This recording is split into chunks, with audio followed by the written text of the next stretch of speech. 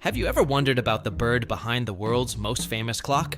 Meet the common cuckoo, a master of mimicry and one of the most clever rebels in the forest. At first glance, its gray feathers and striped belly make it look exactly like a sparrowhawk, a dangerous predator.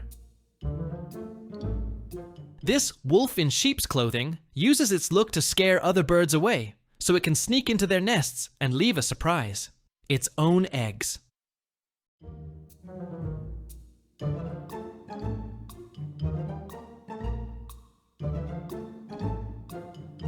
But the cuckoo is most famous for its voice. The male's iconic cuckoo call is so unique that the bird is named after it in almost every language. It's a loud, two-syllable song with the stress on the first part.